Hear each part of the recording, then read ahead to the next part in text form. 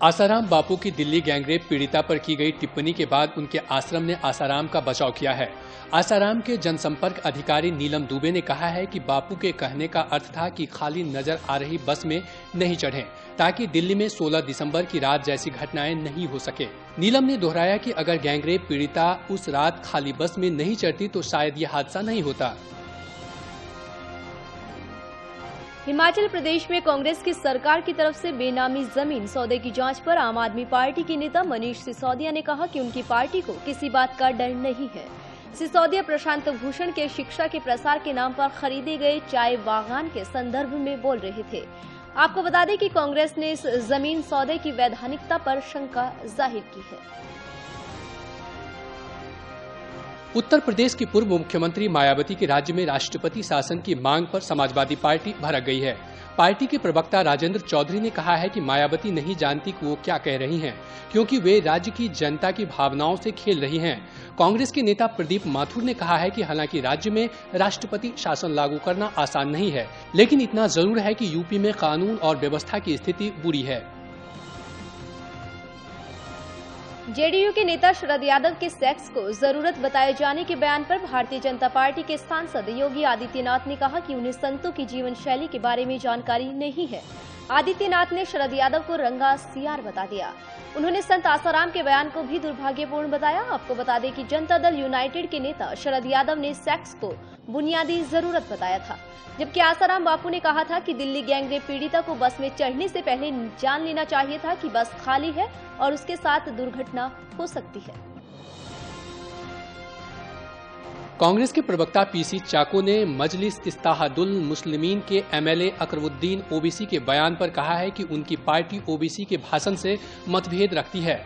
चाको ने कहा कि ये भेदभाव और दुर्भावना फैलाने वाली बयान है और कांग्रेस पार्टी को ऐसे लोगों से कोई हमदर्दी नहीं है।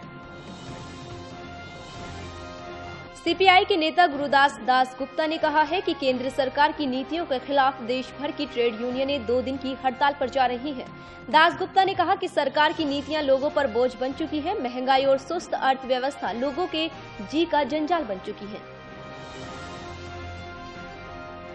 झारखंड में जेएमएम और बीजेपी के मसले पर नेता शकील अहमद ने नई दिल्ली में कहा कि इस मामले में कांग्रेस की अभी कोई भूमिका नहीं है। उन्होंने कहा है कि जब तक राज्य में मुख्यमंत्री औपचारिक रूप से त्यागपत्र नहीं देते या फिर राज्यपाल को इस्तीफा नहीं सौंपते, तब तक कांग्रेस पार्टी इस मामले में कोई प्रतिक्रिया नहीं दे सकती है। अभी यह मामला बीजेपी और जेएमएम का अंदरूनी मामला है। जहां एक तरफ दिल्ली गैंगरेप के बाद पूरा देश उबल पड़ा है, तो वहीं उत्तर प्रदेश के फैजाबाद की बीए की छात्रा के रेप के बाद हत्या कर हत्यारे खुलेआम घूम रहे हैं। बीते 24 नवंबर को थाना हैदरगंज की पंचगांव निवासी बीए छात्रा का शव नग्न अवस्था में गन्ने के खेत से मिला। पहले तो फैजाबाद पुलिस इस मामले को दर्ज करने से कतराती रही, लेकिन फिर परिजनों की कड़ी मशक्कत के बाद मामला तो दर्ज कर लिया, लेकिन महीने भर से ज्यादा वक्त बीत जाने के बाद भी पुलिस बलात्कार या हत्या के सवाल में उलझी है, जिसके चलते बलात्कारी हत्यारे अभी भी खुलेआम घूम रहे हैं। अपनी इकलौती होनहार बेटी को खो चुके पिता को इस बात का दर्द है कि जिस उम्मीद के साथ दिन रात कड़ी मेहनत कर पढ़ाया लिखाया, वह सब बेटी के साथ ही दफन हो गया। लेकिन बेटी खोने के बाद अब उसकी आखिरी इच्छा है कि उन बलात्कारियों को कड़ी से कड़ी सजा मिले। पुलिस कई पहलुओं से मामले में छानबीन तो कर रही है, लेकिन महीनों भर बीत चुका है, लेकिन हत्यारों को पकड़ना तो दूर, उनकी परछाइयों तक को नहीं छुपाई है। छत्तीसगढ़ की जशपुर पुलिस ने कासनाबेल बलात्कार की कोशिश के मामले के 2 अभियुक्तों को गिरफ्तार कर लिया है। आपको बता दें कि नौकरी देने के बहाने 2 युवकों ने जशपुर में एक नाबालिग समेत 2 लड़कियों से बलात्कार की कोशिश की थी। दोनों लड़कियां मनोरा और कासनाबेल की ही रहने वाली हैं। उत्तर भारत में चल रही शीतलहर को देखते हुए हरियाणा के मुख्यमंत्री ने कहा है कि अगर पाले से कोई भी फसल खराब हुई तो गिरदावरी करवाकर नुकसान का आकलन किया जाएगा। वे रोहतक में लोगों की समस्याएं सुनने के बाद पत्रकारों से बातचीत कर रहे थे। हरियाणा के मुख्यमंत्री भूपेंद्र सिंह हुड्डा ने कहा है कि रेवाड़ी से रोहतक तक शुरू होने वाले रेल से क्षेत्र के लोगों को फायदा होगा। इससे चंडीगढ़ सीधा जयपुर से रेल मार्ग से जुड़ जाएगा। उन्होंने बताया कि 33 साल बाद पहली बार हरियाणा में कोई नया रेल मार्ग बना है। उन्होंने कहा कि साल 1991 में सांसद रहते हुए उन्होंने ही इस रेल मार्ग का मुद्दा उठाया था। फिर 1996 में योजना आयोग के पास भेजा था। मुख्यमंत्री ने बताया कि इस योजना पर 600 करोड़ रुपए का खर्च आ चुका है। दिल्ली गैंगरेप और उसके बाद बने माहौल पर बयानों का दौर थमने का नाम ही नहीं ले रहा है। ताजा बयान आसाराम बापू की तरफ से आया है, जिसमें उन्होंने कहा है कि रेप के खिलाफ बनाए जा रहे कानून का गलत इस्तेमाल हो सकता है।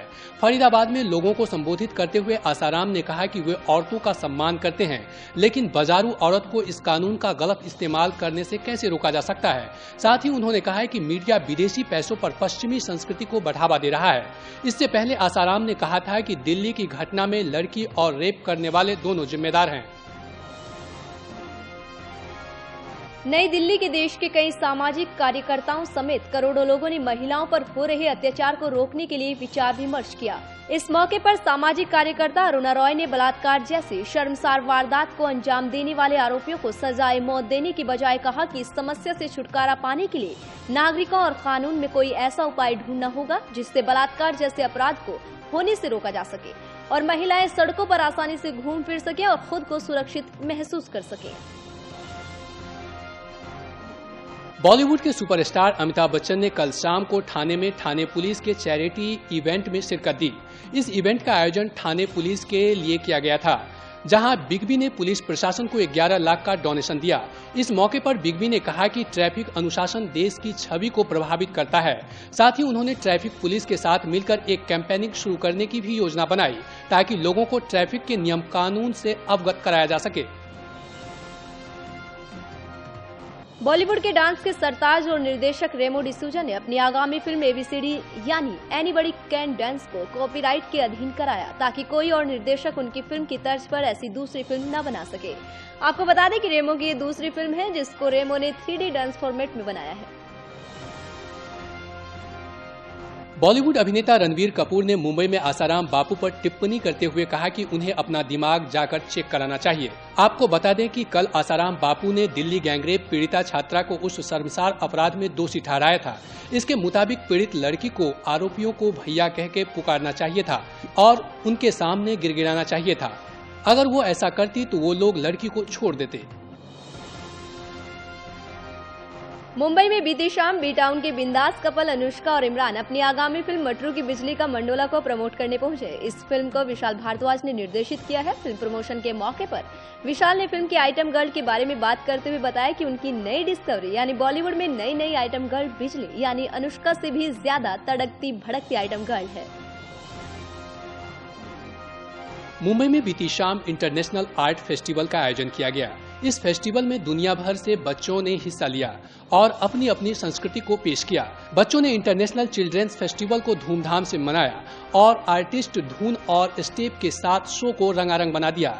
इस मौके पर बॉलीवुड अभिनेता गोविंदा और मशहूर कॉमेडियन अभिनेता जॉनी लेवर ने बच्चों के साथ जमकर मस्ती भी की और विजेता टीम को सम्मानित भी किया। उत्तर प्रदेश के मेरठ में भुवनेश्वर कुमार का उनके परिवार वालों ने जमकर स्वागत किया। इस मौके पर उनके घर के आसपास के लोगों में खुशी का माहौल नजर आया। आपको बता दें कि भुवनेश्वर कुमार ने क्रिकेट की शुरुआत राज्य स्तर पर क्रिकेट खेलकर की थी और पहला मैच उन्होंने पाकिस्तान के खिलाफ खेला। इस मौके पर पत्रकारों से बातचीत करते हुए भुवनेश्वर ने कहा कि वो अपना पहला मैच खेलने से पहले बेहद नर्वस थे।